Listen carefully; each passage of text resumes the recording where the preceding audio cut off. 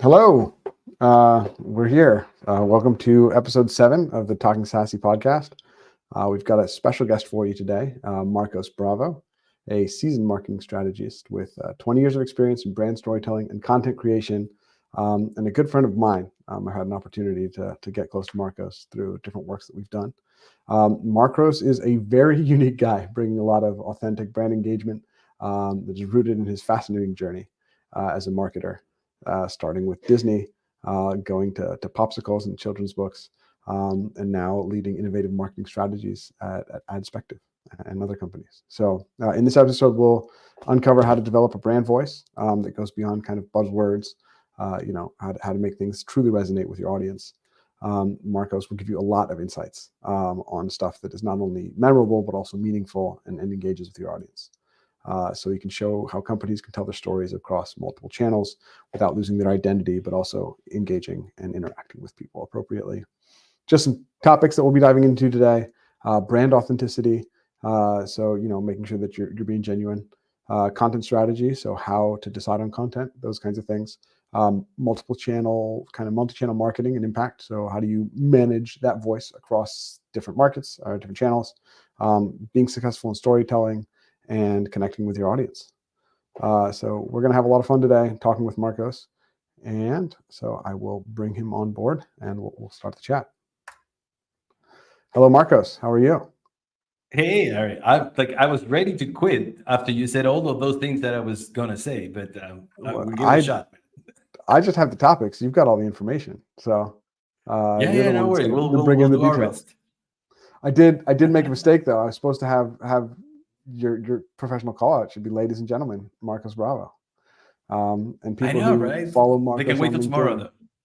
Yeah, if you want to understand everything behind the ladies and gentlemen Marcos Bravo, I would highly recommend you guys start following him on LinkedIn.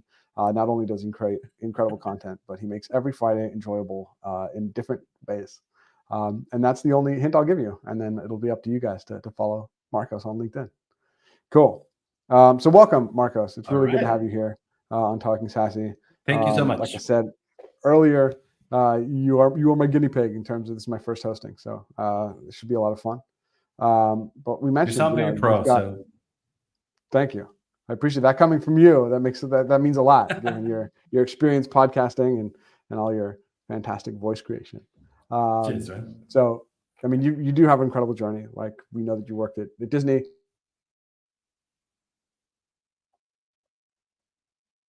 You've been a marketing strategist. You own an ice cream company. You moved from Chile to Portugal, which Spanish and Portuguese are very similar and very different at the same time, which probably is a trip to say Very the much, least. yeah.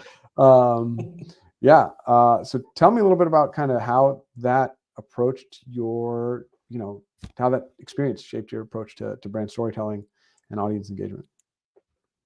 I think the best way to put it is based on the question that I got just a couple of days ago. I was doing an interview, and this lady asked me about like how your life experience really affect your work, or does it? Mm-hmm. And wow, it does. So that's why I am very grateful that most of my life I went completely nuts on my adventures. It was super chaotic, but every little Mm-hmm. bit that I did, it just built up a series of tools that otherwise I wouldn't have. Like if I would have just read the book or just do the course, I wouldn't know what to do really. Right? I would have to learn from scratch anyways.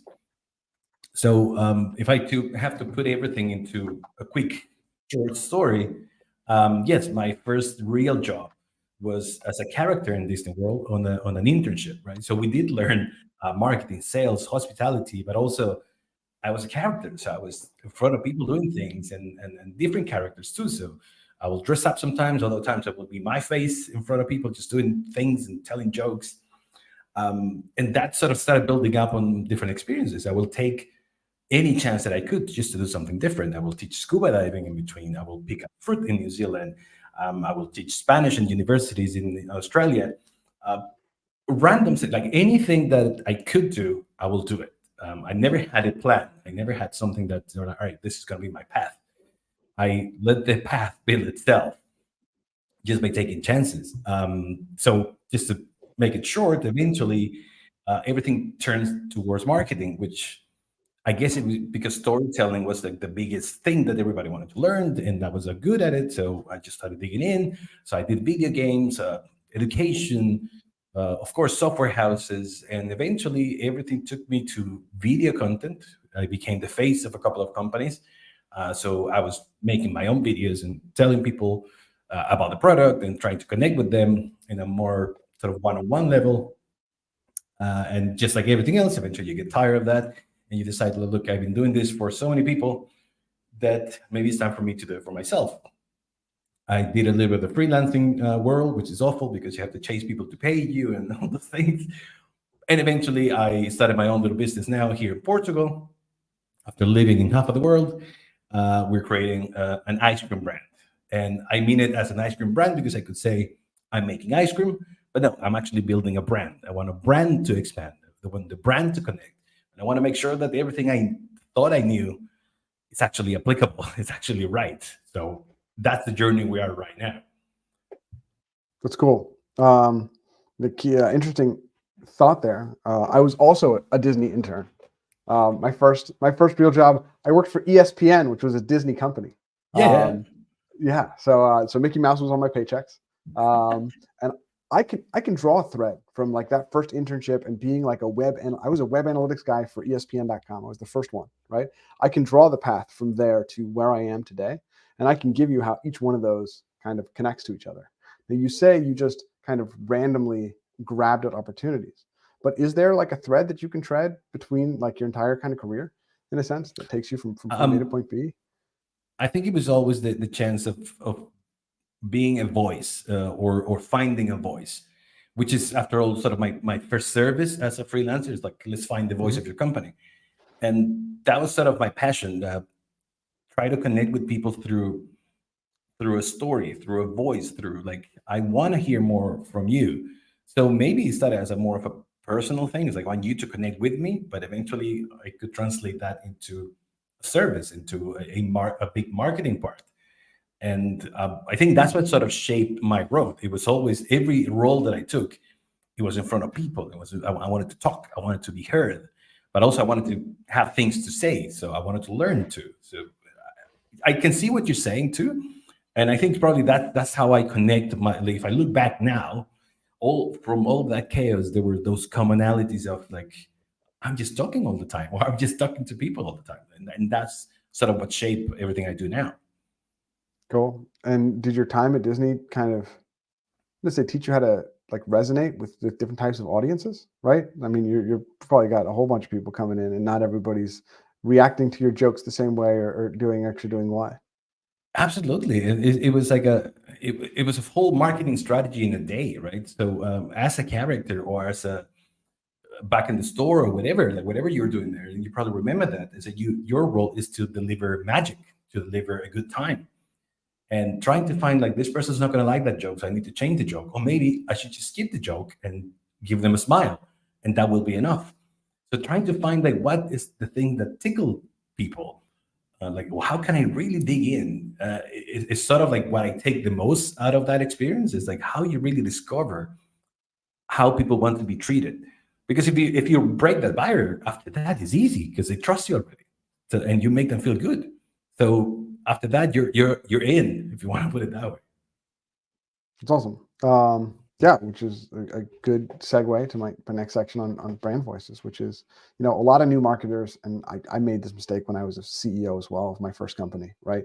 We treat kind of brand voice as a nice to have rather than something like essential, right?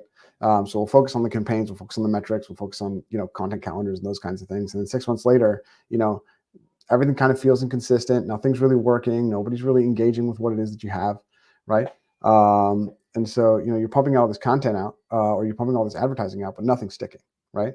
So what's your process for kind of developing that brand voice on day one and getting genuine and being strategic about it? I think the first thing to do is to remind the importance and the relevance of it. So everything you just mentioned is just a way to say like this is why it's happening, because there's no clear voice, there's no clear presence of the brand, like what the brand is. And there is a concept that people usually hate or they keep killing on LinkedIn. It's like the brand persona. Like, who are you as a brand? And one of the first things or activities that I do with companies is just to sit them down with pen and paper. It's like, we're going to draw our brand persona. We're going to draw a character that is our brand, how our brand will be as a character. And sort of that exercise started developing an understanding for everyone in the company. It's like, but is our brand male or female, or something else, right? And you start developing this idea of like, all right, is it young or old? Is it educated or maybe not? Is it street smart or book smart? So we start adding these little details into it just to get an idea that you can take home. You don't have to take a whole brand book with you. You just take this character that that eventually you can imagine a conversation with them. You can imagine like how they will treat you, how will they support you, how will they, what will they eat even, right? And I think it get really negative for a while because people would associate that to a customer persona, which is something a lot of companies hate too, because you cannot define a customer just out of a document. But in a way, you can sort of connect the dots if you have this very clear idea. So that's where I start. It's like, let's imagine this brand as a person, as a human, or as an entity. Like, how do they really talk? And then you can extrapolate that into, all right, before we move into the channels, we know how will we act in different channels, what kind of things we will like, what will really piss us off, so we can really reply nasty if we have to. I mean, some social media channels that they really don't care, right? They just go for it. But that's because they understand the voice, they understand the risks, but they also understand who are the people who resonate with that attitude. Is the people that will stay with the brand. So that's probably like my first step. It's like, all right, it's important. Let's understand that before we move it into putting this into stone, right? Cool. Yeah. And then so I've worked with a lot of SaaS companies, and for SaaS, they say the easiest brand to create is kind of like founder brand, right? So just be yourself. You've done a lot of that in terms of building your own brand. I think that's for sure, right? But does building a company brand like require you to kind of like, I don't know, be an actor, right? Be able to get into the shoes of another character, or those kinds of things? Like, when does a company move from founder brand to company brand? I think as soon as they understand what are the elements of this founder brand, right? I work with a lot of companies where the founders are total asses. I mean, you don't want to put them in front of anything. You don't want them to write anything because they're awful, and it happens. So even though when you go around LinkedIn, they're like, oh, like just put your CEO to create content. No, don't. Assess first if the CEO can create content and can be relatable. But once you sort of move through that, and you find the right things that the CEO or the founder actually connects with when they're doing sales or when they're doing any sort of social media or whatever, then you can add those elements into your brand as the next step. We're going to continue that because those are the things that people fell in love in the first place. But you also need to start adding elements of like, but we also big enough to maybe not do certain things that our founder or our CEO would do as a person, let's say on the social media. It's sort of like a little step forward that it needs to be based on what work and what not. And after all, like, which is one of the saddest parts of marketing, is that doesn't matter what or how much you know, the only way you will make things happen is to test them anyways. Doesn't matter how many books you have read, and you will have to put that on actual action to see if it works. So identifying the things that they work as a founder-led marketing, basically, into transforming that into a brand, is just able to recognize what are the things that they work, and remove the things that you don't like. It's sort of an obvious process, but it takes really having to sit down and analyze and do final data sort of driven decisions on how we tweak our voice. Mhm. And so when you're saying kind of using the voice that the founder has in like a sales meeting or those kinds of things, I know that you said before that like you don't like using brand archetypes. You kind of prefer to just unearth something. Is that what you're talking about when you talk about that? Yeah. You know, figuring out what's already going on. Very cool. And so, I mean, look, I'm a big believer in, I'm a startup guy, right? So I'm a big believer in the idea of like done is better than perfect, right? And yeah, everybody wants that ideal kind of brand book and it's like, hey, here's the book of how everything we're going to talk about. Is the first step just creating a character? Like, what would you say to, to a founder or a marketing team that's kind of dabbling in this space for the first time? What's that first kind of baby step that they need to take to get them, whatever, 60% of the way there, 70% of the way to there, to having that more consistent and engaging brand? The thing is, for example, brand books to me are a document that is amazing for marketing. But if you have a big tech company and you try to pass that brand book to developers, and I don't mean this in any bad way, they might not get anything because you're using all of the marketing lingo and stuff that they don't care. And there might be a lot of elements that these developers and tech side, they will know better than the marketing person, because maybe the decision maker is actually very tech related. So starting with a way to put that brand out there in a more human way, it helps the whole company understand it better. So you're not creating something that like our marketing team has a couple of books that you can read, but you will not understand because it's just a lot of marketing lingo that is just, you just want to use it because you know them, right? But you need to find the elements that are common around the human level, so everybody in the company understands. So even if you grab anyone in your company, any developer or any front of the office or like anyone, they should be able to sit down in your Facebook and like, can you create a post from the company? And they should be able to do it because they understand the humanity behind that voice. So I think that's probably the way you inform it, just like humanizing the main elements. And then for the people who are specialized, then you can specialize more with brand books and things, but start humanizing it first. So it's very easy to relate. Awesome. Can you walk me through an example of when you've done, what was like the most, I'll say most difficult, but then most difficult seems cheesy. So what was like the run of the mill, but probably more difficult, not necessarily most difficult, like a common difficulty you face with like a company that you work with? Again, but obviously I don't want to name the companies because they're still around, and they might hate me if I go into the negative way. But I was working with a company where the vision was very 1985, right? It was extremely sort of written in stone that this is how our customer likes us and this is what we deliver. But there was no proof of that. There was I mean, they could say, well, we're making a lot of money. It's like, yeah, but so that means that maybe just a cheaper company will take our customers away. It's like, what are they really staying from us? Like, what are the things that they really like? So you sort of start installing. Let's just ask. Let's usually ask, like, what is it? And the main reason why people were staying is because our customer service team was amazing, and the way they talk to people, it was like the way they'll talk to their friends. And it's not because it was designed that way. It's just because the culture of this special, actually not even the company, the country culture, it was, they didn't care about, I'm the customer, you're the customer service. Like they always feel that they were able to talk one-on-one.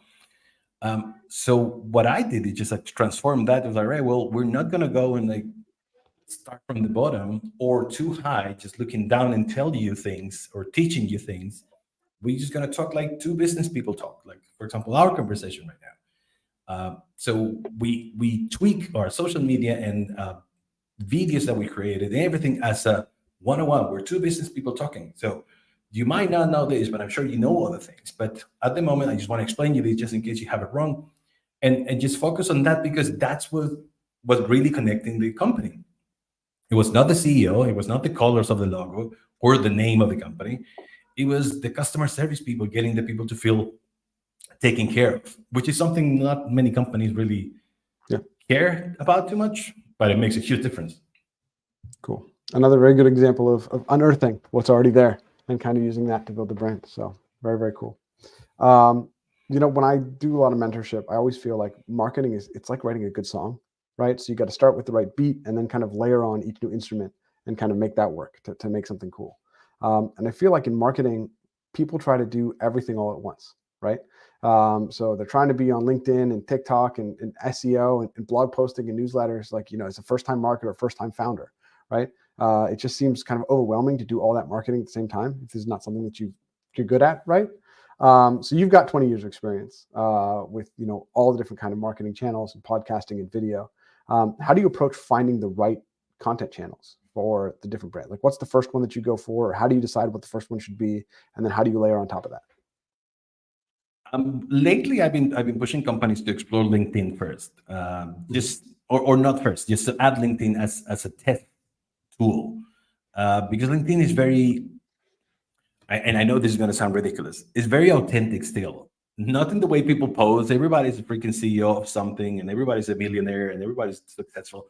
Not in that sense, but in the sense that you will get feedback brutally honest straight away from the people who are your possible customers. So if you say something wrong, you will get 100 people to say that they agree with you just because it's LinkedIn, right? But then you will find the 2 or 3 voices that they're like, no, man, that's bullshit. And that makes it good because that person saying that is either your competitor or your user. So those are the voices that you need to listen. Now, when it takes to like, well, let's choose the channels, you obviously have an idea of your customer or your target customer. If you go for younger generations, you're going to waste your time in Facebook. If you go to the US, there's no need to use WhatsApp for anything. Nobody uses WhatsApp in there, right?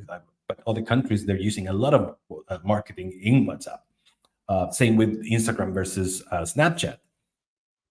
So the you start with a set of channels. I like the rule of 3. I never bring more than 3 options to the table. Doesn't matter what I do. I learned that when I was selling diamonds in the Caribbean. I will never put more than 3 diamonds on the table. And the funny thing is that eventually it's the same idea of when you put pricing, you put your 3 pricings and you use the anchoring as a tool, right? So you're like, well, you have this one, which is okay, but then you have this one. And this one, too expensive. This one here is the one. So you use that to influence a little bit. But if you put more options, then people's brains like, no, I'll just come back next time. But no, you're giving that it's this, or this, right? It makes it easier. So I use that for my choosing channels. Like try to like let's start with the most obvious channels. Let's start with 3. Let's bang those 3 until we're sure that these are working great. And if they're working great, we can start experimenting later with something else. If they're not working great, well, let's get rid of the worst one and let's bring one more in. Let's keep with the other 2 and let's starting investing time in this one. It's all about testing. I wouldn't have a really clear set of channels.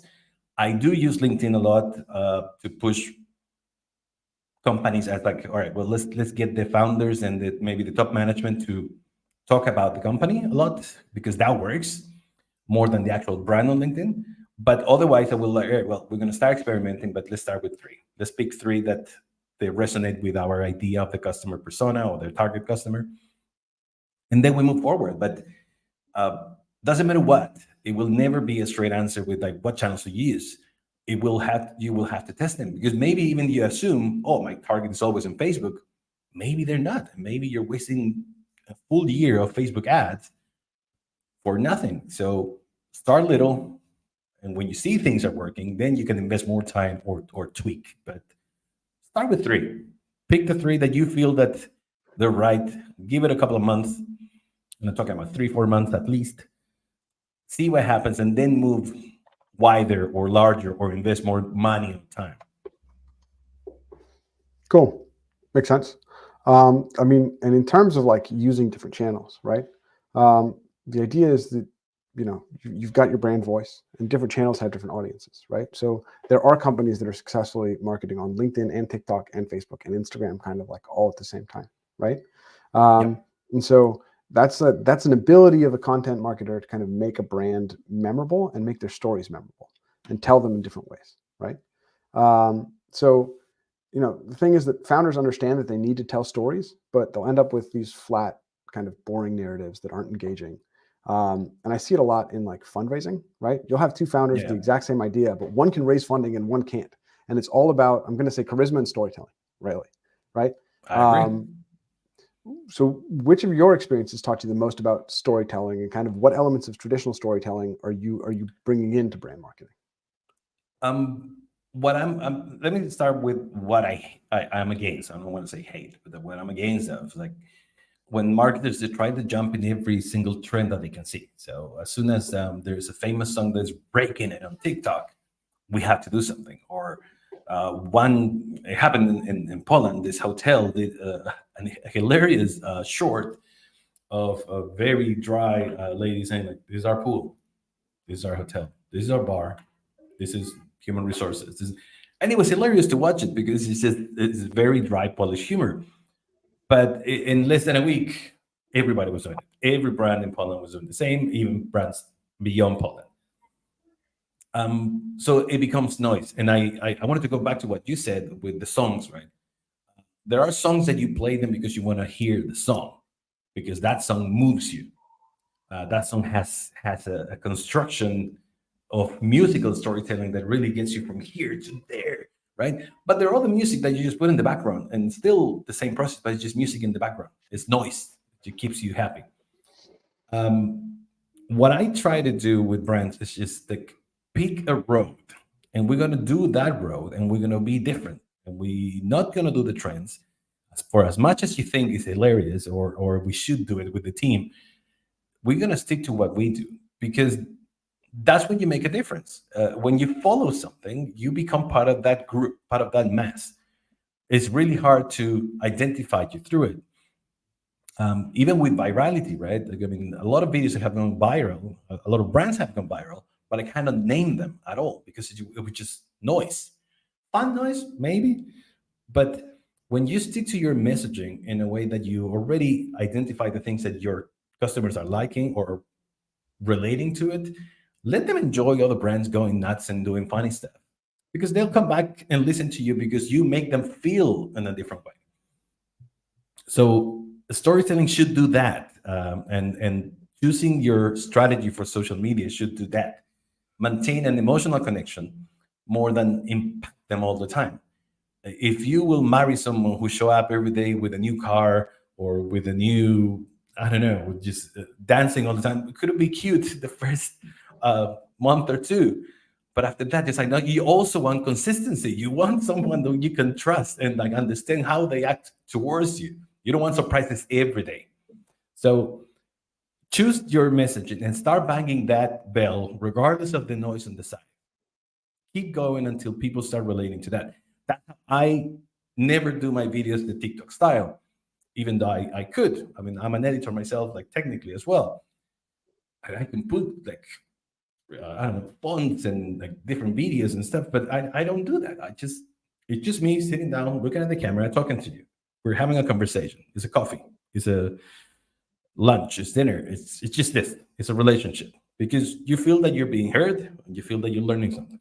So try not to follow all of the noise. The noise, it will transform you into more noise. If you really want to do that, difference is make sure you are being authentic in a way, and this is sort of key, authentic in a way that customers can trust you, because you have certain level of reliability, that you not become boring because they like that connection that they have with you. So I think that that's the way I will put it. I mean, I know there's a lot in there to explain. I'm trying to also put it clear in my head, but that's Great. sort of how I will start. Just like, don't follow everything. Just be Mhm. you, and then we can talk about authenticity more later, because it's underrated and it's overrated for sure. Awesome. Got it's like it's coming. We've got authenticity coming. But my question for you then is like, so we've got this brand voice, right? But every Mhm. company has, they have a story to tell, right? Like, how do you go about creating those stories? And when is the right time to use a story versus just messaging, right? How do you just differentiate between those two? I think messaging should come from your story. You should be the first one to understand your story, and what people don't really, or what they do wrong with storytelling, is that they think they can add storytelling, and storytelling is not something you add into your story. It's just a structure, and it's a natural human structure. There's a reason why most of the big developments in human sort of intellect came out of a bonfire or a meeting or a round table.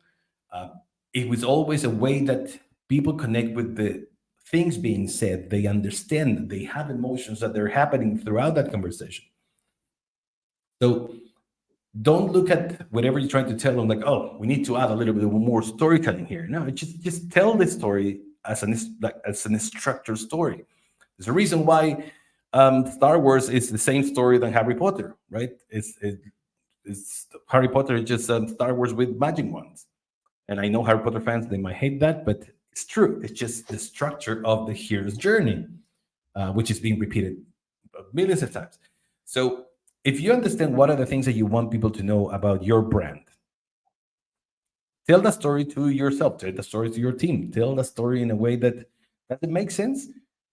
Because even though the people that you're telling the story, they might not be the target, they will listen to the story, understand the story, and connect to the story for good or bad. But that story needs to be told in a way that it develops a curiosity, it develops a surprise, it develops a connection. So I wouldn't tell you, yeah, storytelling, just take one of those LinkedIn courses for storytelling. No, if you want to learn storytelling, read books. Don't read marketing books, read stories, read novels. I don't know, man. Like I still like every so and so, I still go back to The Little Prince because it's one of the books that connected with me so much that I go back to it. It's like, all right, what is it that I'm connecting with here? And how can I use that to connect with other people? So yeah, that's probably my best advice. It's like if you want to add storytelling to your own brand story, go and read a bunch of books, go read a bunch of novels, understand how storytelling works, and then tell the story yourself. Right. I think you've just given every marketer like a dream in terms of like when you're watching TV and just trying to zone out, you can just say I'm doing story research. And now you can guilt-free watch TV when you feel like you're not supposed to, or you feel like I should be working harder or whatever. So I'll take that with me Exactly. for the next time that I watch, my next episode of Star Wars or Marvel or whatever it is that I'm watching at that point. So it's a fun takeaway. Cool. And kind of going back to, marketing and video creation, those TikTok trends that you mentioned, right? I do see that marketers sometimes like approach video content backwards, right? So the way they'll say is like they'll invest heavy in production quality. We'll say the same thing about people who are like trying to start their podcast, right? It's like first let me get the really nice speaker and the nice microphone and the right camera and this and that, right? And they forget about just the basic quality of like engagement, right? There's just these basic engagement principles that make people want to connect with you and connect with your brand. So we've even seen videos with just terrible quality go viral, right? Because it's not about the video quality; it's about what you're talking about. What do you think is the secret to that, or like based on your work with video content, like what are the most crucial elements for creating engaging video? That's probably one of the things not one of the things. Like, it's probably the only thing I can say. Thank you, TikTok and Instagram and all these things, because you sort of democratize video content. Anyone can create video, and everything started with YouTube, right? Like anybody can create their own channel. Uh, so the production levels were not something anymore that people wanted to care about. We got used to, and also because of COVID, we got used to Zoom calls and Slack calls and whatever, right? So we knew that we can connect with people by just doing this, like this sort of square that we have right now, and now it makes sense to people. Maybe 10 years ago, they would have been like, well, what are you talking about? Like, you're going to put a Skype call as content? That's stupid. But now that's what people do. Like, literally, it's just the talking head and the microphone, and you start talking. And that's something that it helps me to tell people, like, have you seen the videos that go viral? Don't worry about these things. Most of my things are not over $20, $30 worth, like this microphone or the light that I'm using. They're like Chinese light sets, but I still worry about making sure that this look good. Like before we started, like I put the computer, set it up, and just wanted to make sure, all right, well, can see the on air because I like the on air. So I had to move until like that bass in the back. Yeah, I need to put something that people think I'm cool too. So I put a bass in the side. But those are little things that you care more because of the connection, more of like people will sort of notice certain details, but after all, and you mentioned it with the pitch, is your charisma. If you are, and also with authenticity that we talked before, you don't have to be authentic all the time because sometimes you can be an authentic a-hole, and that will be noticed on your videos. So if you're not likable in person, either find someone else to do your videos for the company, or find a way to create a character that you can sort of feel natural in the other side. But the main thing is, when you start the video content adventure, start with your own phone. Grab your phone, set it up on a tripod or in a selfie stick that they cost nowadays $5 or whatever, and record yourself and talk and see and show those videos to your friends, and maybe create a small channel on Instagram or on YouTube or whatever, just to share with your friends. People will feel awkward because not too many people around the world have the balls to grab a camera and record themselves, and show that to people. That's the main thing. It's just the new public speaking. 10 years ago, we were talking about like how public speaking was the biggest fear around the world. People would rather die than public speaking. But now it becomes video. Like anybody can do video. And if you go through your feed on YouTube, LinkedIn, Instagram, Snap, whatever, you will see that there are a lot of people that you can't stand. However, they do have hundreds of millions of likes or views. So they find their customer, they found their style, and they found a way to connect. But the only way to make that happen is just to start. Grab your phone, record yourself, watch yourself, and take it from there. Publish it. Just press publish. What's the worst thing that can happen? Some troll is going to tell you that you suck. Who cares? Just do it. That's the first way to start with video content. No, I think that's great. There's a weird stat or whatever that most podcasts only, like, I think it's 90% of podcasts have less than 20 episodes, which means that if you make more than 20 episodes for your podcast, you're in the top 10% of podcasters worldwide, right? And I know that I started my own personal podcast a couple of years ago. It was during COVID, and it was aimed to leave something for my kids. But then I got sort of excited. But I only did 4 episodes. You can still find them on Spotify. It was called Halfway Through, and it was me just talking about how old I feel in my 40s and whatever. But I mean, my kids listen to it, and they find it hilarious when I tell stupid stories about my youth. But yeah, it's a matter of like bang the drum long enough till you're heard. Mm-hmm. Yeah, I mean, I think that's fair. It's the point of, I don't know, like all the YouTubers we know about, right? Like whatever. I'm a tech guy, right? So MKBHD has got 10 million followers. He's been doing this for what, 15 years, 18 years, right? So we look at the 10 million followers, but there are even Mr. Beast, right? Mr. Beast has been doing this since high school. Like that guy was a high school, he was a YouTube head, right? So it's the idea of, I mean, I think it makes a lot of sense. It's consistency is one way to start getting eyeballs, let's say, right? Yeah. You got to, and going back to what you said, right? It's the idea of, if you do it consistently enough, it doesn't matter if it's 100 people who are watching or 10 people who are watching. There's a reason those 10 people are watching. And if you can figure out the reason those 10 people are watching, then you get to double down, or I'm going to say quit, right? Like if they're watching for reasons you don't want them to be watching for, then try something else, right? But if they're watching for reasons that you enjoy, right? If they're watching for reasons that you enjoy, then, double down and try to make it better and try to find 10 more people like those people, right? And so eventually, if you're doing it the right way, consistency matters, and it matters in marketing for companies as well. The biggest problem with startups is sometimes you don't have the runway to be able to be consistent. But that's why I also like your idea of, hey, we've got 3 channels, right? Let's pick 3 channels. We're going to stay consistent with these channels. If one doesn't work, we're going to swap it out, right? But the other 2 channels, we're going to keep going, because eventually we might break through something, right? Which is cool. And then speaking of kind of creating and being consistent, right? I feel like people have trouble finding their own personality, right? Like personality is a hard thing to kind of discover, right? So it's not a surprise that, brand teams that are trying to find a personality for their brands are trying to force it rather than discovering and kind of bubbling up what already exists, right? So they'll create these artificial voices that, they think will work, but they're not really authentic. They don't feel like it's the right way, and they don't end up being the right way to present the company. So, authenticity, we've got AI, we've got, all deep fakes and this and that, right? So it's often discussed, but rarely achieved. How do you help brands kind of maintain that genuine connection with their audience? So let me start with the example of Puma. Was it Puma? Yeah. So they created an AI influencer, and they give it a whole backstory and everything. So it's a Moroccan girl who's sort of into like skate and fitness, and she wears the Puma clothes, and they have sorry, they have their Instagram and all, and she has a lot of followers, a lot of views.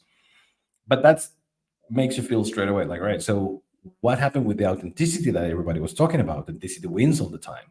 uh, but if a brand can just create an influencer that feels authentic, that's it for influencers. That's it for people. There was no about the authenticity.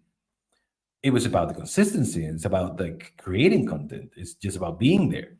That being said, when you're still a person, not an AI, people can read through and they can see through. So when you try to push certain values that they don't belong to your company. So if you're a slaughterhouse and suddenly start tagging vegan as because you, I don't know, any reason, vegan people is gonna notice like you're a slaughterhouse. What are you talking about? You don't get into this side of the ale. Sure. So there's certain values that you want to sort of establish, and I think like I mean you've been there. You've been a business owner and a creator now, so you know that it's important to have a company values or brand values. So it's part of the process of branding too. So you like we are this way. We're not like this. We are like that. And when you manage to understand those values well, you can translate that into authenticity into a person. So it happened to me once that I also like I was being the face of a company, and I went to Twitter and I posted something very obscene, but it was funny. But it was very obscene, not offensive at all, but it was just a very obscene joke. Of course, I got a call from the CMO. I was like, "Can you please delete that? I think it's not too much to ask." And he was right because on my video persona, I will never take it that far. Maybe if we have a couple of drinks together, like yeah, maybe I will tell a dirty joke, but you have to respect like all right, so I forgot I'm representing certain values as a media person or as the company spokesperson or as the brand. So if you understand your values, authenticity becomes a lot easier. And people do respect that because they can see that you're showing certain values that they do belong to you. You're not pretending. So it goes beyond being authentic in camera. It's like, hey, I'm in the camera. I don't care. It goes more about like I'm in the camera, but I have certain things that I respect. I will not treat you this way. I will not say these words. I've been holding like I know I said a couple of bad words already, but I've been holding a lot more because in the real world I do curse more, but I don't want to do that in video because my video persona doesn't curse that much, and that doesn't mean I'm not authentic. It means that I have certain values that I want to show into a brand that is also me. Sure. So yeah, maybe in the future when we're having a drink in the bar together, I will say a couple of more bad words. But you have to understand your brand values. And my brand values right now on a video like this is not to take it too far. Mhm. Makes So sense. going back to your question, yeah, understand your values to become authentic. As soon as you represent those values and those values are real, it should be easy for you to create content that way. It's fair. Just a couple thoughts that come up to my head, right? I think the Puma AI generated influencer is no different than Ronald McDonald, right? It's the idea that we have these tools now that allow us to make characters, right? So if that character is resonating with your brand, it would make sense that it's going to resonate with your client as well. So Exactly. influencers may be put off of this, right? But the idea is that there's no difference between that AI generated influencer and Ronald McDonald is the character that I'm going to go with on this one. It's number one. That's a good one. That's a good one. Yeah. And then kind of the other thing, and I find this a lot, I work with a lot of B2B companies, right? And some B2B companies just work in boring industries. It just is the case, right? So how do you make a brand voice engaging when what they do is ultimately boring, right? But that's the best part. And I'm literally working right now with a company. Like I'm gonna name them not because they're boring, but the niche they are in is complicated. So the company is called Adspective, and they do virtual product placement, which basically they add virtual elements into movies and their brands. So, for example, you're watching right now this video, and suddenly there's a not suddenly, but there's a can of Coke in here. But then in a different country, there's a kind of Pepsi or there's Fanta, whatever. So that's what they do, right? So there's nothing. If you look at the competition, there's nothing fun about it at all. So that was the perfect space for us to be like, well, let's be fun, let's make jokes, let's create funny graphics, let's do different activities when we do events. Like we created a whole event when the people supposed to chase people wearing yellow hoodies because that's the color of the company, and if they catch them, they can win a keyboard. No other companies on our space will do that. So when you're in B2B, this is the perfect space for you to take a risk because everybody else is doing the B2B thing, which is Mhm. boring to boring, right? So, but when you can do something different because there is a space for you to do that, do it because it's not that people are not doing it because it's bad. They're doing it because they don't have the guts to go for it and do something different and create like Wendy's, right? It's a burger company, delicious, my favorite in the US. But you never expected if you were to create again 10 years ago the brand persona for Wendy's, you will never make Wendy's speak the way they do in social media. You will never get them to do the marketing stuff that they do, even with esports or whatever. They took the risk because all of the other burger companies, they were talking about their burgers. Oh, today we have fries. Of course you do. But suddenly you talk something completely different. They were like, whoa, that's shocking. I Yeah. want to listen to this person or to this brand.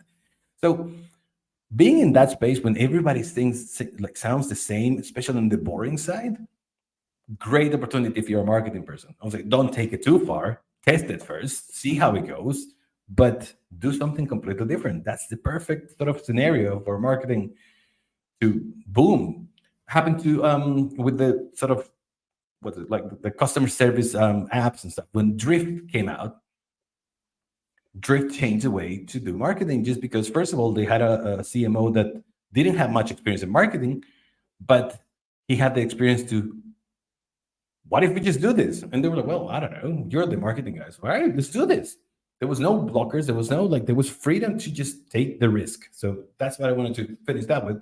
Just, if it's too boring, that's a perfect space for you to take the risk. It's not going to fail at all. Yeah, that's fair. Um, it gets me to the next point, which is kind of in competitive markets that aren't kind of as good for marketing, right? A lot of companies will just copy what their other people are doing, right? And so take the risk is really good advice to them in terms of, how to differentiate yourself in that space where everybody's copying each other and kind of being the same brand. Do you have an idea of, how to get those creative juices flowing? Right. I mean, you've done popsicles and you've done children's books, and like, how do you, is experience and kind of, I'm going to say diverse, adventures that has made your branding and marketing so creative, or is there a way that you can kind of like pull that out of people? So I really think that to get those juices flowing is when you bring diversity into these meetings, into these brainstormings. You don't want if you're a big company and you have a TikTok team, you don't want the TikTok team to decide for the marketing strategy because they're the TikTok team. They think TikTok. You want to have a diversity in there. You want to have people with different humors, people who can get offended about things, people who will not get offended about other things. You want to have a diversity of things that it generates a conversation more than a structured brainstorming.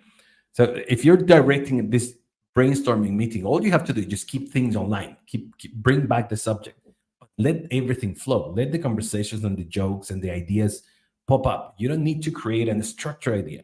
You need to tell anecdotes. You need to tell funny jokes, stories, things that happen, sad things that happen. So don't be afraid of diversifying the team that is creating these marketing ideas. Expand it, find the humor. Like, there's always someone extremely funny in every company, and most of the time they're not part of the marketing team. So bring them in, like, all right, look, we have this idea, and maybe they'll say like, no, I don't get it. That's not fun, that's not funny, and maybe they're right. So ask them, like, how would you tell this joke, or how would you do something that is really, you do have a 50-50 chance that they might come up with a great idea or with a stupid idea. That and when people say there's no such thing as stupid ideas, they are stupid ideas. But it's up to you to mold those ideas into something that you could use. Like maybe there's some elements of that stupid idea that can work really well.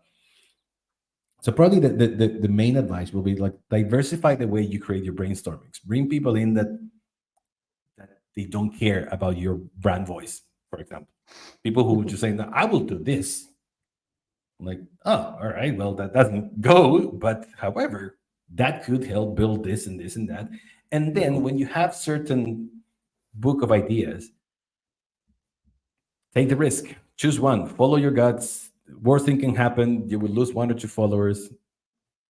I mean, you've seen brands that they've done very stupid things. They're still around. They're still going strong. They're still making a lot of money. But like Bud Light. take the risk. Yeah, it's fair. Cool. And then I've got a section of kind of future of brand communication, but is there like a new channel or a new format that you're kind of excited about that you're trying to make happen right now? Or are you setting your ways more as we're getting older? I mean, I think the only, and I think I posted about this just a day or two ago. Everything's going to change, doesn't matter what, and the existence of AI right now is making everything a lot more blurry to the future, because AI could be a total bubble and burst in a month or two, or it can be a complete game changer for humanity in general, for the way we consume content, for the way, I mean, VR, AR, all the things started combining that eventually everything that we know now in 10 years will be completely different. People might consume marketing directly to the veins on an injection form. We don't know. And that's the worst part, that we because of the leapfrogging that we've been doing technologically, we really can't foresee too much into the future. I mean, you're part of my generation that we used to go to the library to get books out of a piece of paper. We'll have to write the name, the number of the book to get the book and get it physically. Now you just download it in a PDF and put it in your Kindle. So we've seen a ridiculous amount of growth in everything. So to foresee too much in this point of time is very hard. But things that they're not going to change is that humanity reacts to stimulus in a very similar way all the time. So negativity is always makes you do more things than positivity, things like that, right? Like psychology is always a great indicator of how you can still mold. Doesn't matter what channel is coming, there will still be a human reaction to the stimulus behind. So I wouldn't dare to say like, oh, this is what's going to happen, because maybe like in 5 years, like it will be the norm to have glasses with a augmented reality for everybody. I don't know, but the same way all of this will change things. There's certain things as humans that will not change. I mean, there's empathy, there's hate, there's love. Those feelings and those sort of reactions, they're always there. So as a marketing, your role is to understand how you can, and I'm saying this and take it with a grain of salt, how to manipulate those emotions, how to manipulate those connections. I mean, hopefully you're an ethical marketer and understand what I'm saying. We'll say the word bring out instead of manipulate, right? Yeah, how do you let's say evoke, bring out those. right? How do you evoke those emotions? Exactly. Evoke is a great word. So yeah, if you do that, doesn't matter what channels come in the future, you should be able to manage and create content and shape your voice with no problem. Awesome. Marcos, this has been a lot of fun. We end Talking SaaSy with some rapid fire questions about you to get to know you a little bit better. So, all right, if you're ready, I got 5 in a row. It's going to be 5.5, let's say. But number one, what was your favorite character to play at Disney World? Dale. I was always a huge fan of Dale from Chip and Dale. I don't know what, I mean, there's nothing super special about it, but it was just like his silliness and like I always sort of related to that silliness. And I was always silly and joke. And I was the school class, the class clown. So I always related to that silliness of being like, I don't care, I'm just gonna do whatever I want, and that's why I love playing Dale when I was there. Awesome, very cool. What was the name of your favorite punk rock band that you were a part of, or were you only one? Ramones. Ramones. I mean, yeah, if I had to pick a band quickly from my punk era, it's always Ramones. Then I turned into Bad Religion. It was huge. Obviously, I discovered NoFX Mhm. and everything through that. But if I had to start with one iconic punk rock band that changed the way I related to punk, it was Ramones. Very cool. Why? What inspired you to create a popsicle brand? I needed to prove that all of my theory and all of my marketing BS, it was not BS. I wanted to prove myself that I can sell ice cream to an Eskimo. So I'm going to start with ice cream.